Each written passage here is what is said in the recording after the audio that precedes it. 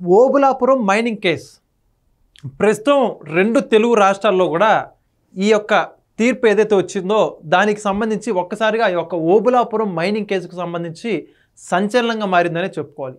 అసలు ఈ ఓబులాపురం మైనింగ్ ఏంటి, దీనికి సంబంధించి ఏం జరిగింది, కోర్టు ప్రస్తుత వీళ్ళ ఎవరైతే దోషులుగా ప్రకటించినటువంటి వ్యక్తులకి 7 ఏళ్ల పాటు జైలు శిక్ష ఎందుకు ఖరారు చేసింది, దీనికి సంబంధించి మనం పూర్తి వివరాలు తెలుసుకుందాం.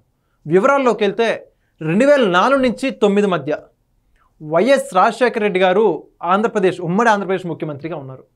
అయితే ఆ హయాంలో మైనింగ్కి సంబంధించి ప్రస్తుతం ఈ యొక్క సౌత్ ఇండియాలోనే మైనింగ్ డాన్గా పేరున్నటువంటి గాలి జనార్దన్ రెడ్డి గారు వైఎస్ రాజశేఖర రెడ్డి గారికి, వైఎస్ జగన్మోహన్ రెడ్డి గారి అంటే వైఎస్ కుటుంబానికి అత్యంత సన్నిహితుడు కావడంతో ఈ యొక్క ఓబులాపురం మైనింగ్ అనేటువంటి కంపెనీకి ఆంధ్రప్రదేశ్ కర్ణాటక సరిహద్దుల్లో ఐరన్ ఓర్ ఇనుప ఖనిజానికి సంబంధించిన మైన్స్ ఉండడంతో దానికి సంబంధించి అక్రమంగా కేటాయింపు కాంట్రాక్టులు చేపట్టారు అని చెప్పేసి అప్పటి ప్రభుత్వం ఎప్పుడైతే రాజశేఖర రెడ్డి గారు చనిపోయిన తర్వాత 2009 తర్వాత అంటే చూసుకుంటే రోసయ్య గారు కాంగ్రెస్ ప్రభుత్వం దీనికి సంబంధించి చాలా భారీ అవకతవకలు జరిగాయి అని చెప్పేసి సిబిఐకి ఈ కేసును అప్పగించడం జరిగింది. వాస్తవాలు నిగ్గు తేల్చాల్సిందిగా ఒక్కసారిగా రంగంలోకి దిగినటువంటి సిబిఐ దీంట్లో ఎవరెవరు వ్యక్తులు ఉన్నారు, ఈ యొక్క కేసుని పూర్తిగా విచారించి కొంతమంది వ్యక్తుల పేర్లు మాత్రం బయటికి తీసుకురావడం జరిగింది. ఒకటైతే ఖచ్చితంగా సిబిఐ ఆరోపించింది, ఈ యొక్క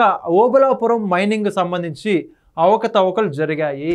అయితే దీంట్లో ఉన్నటువంటి వ్యక్తులు ఎవరయ్యా అంటే ప్రధానంగా గాలి జనార్దన్ రెడ్డి గారు A1గా, అప్పటి ప్రిన్సిపల్ సెక్రటరీ గనుల శాఖకు సంబంధించి శ్రీలక్ష్మి గారు IAS, సబితా ఇంద్రారెడ్డి గారు అప్పటి గనుల శాఖ మంత్రి, అదేవిధంగా గనుల శాఖ డైరెక్టర్ ఈ యొక్క కృపానంద్ గారు, మిగతా కొంతమందిని ఈ యొక్క కేసులో ముద్దాయిలుగా చేరుస్తూ ఛార్జ్ షీట్ నమోదు చేసింది సిబిఐ.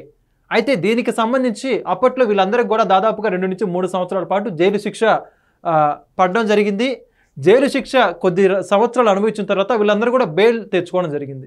అయితే ఒక్కసారిగా బెయిల్ తెచ్చుకొని బయట జీవితం గడుపుతున్నట్టు వీళ్ళకి 2011 తర్వాత అంటే చూసుకుంటే ఇప్పుడు 2025 14 సంవత్సరాల సుదీర్ఘ విచారణ తర్వాత కేసు మరలా బెయిల్ ఇవ్వడం ఏంటని చెప్పేసి సిబిఐ మరొక్కసారి సుప్రీంకోర్టుకి ఛార్జ్ షీట్ ఫైల్ చేయడం జరిగింది.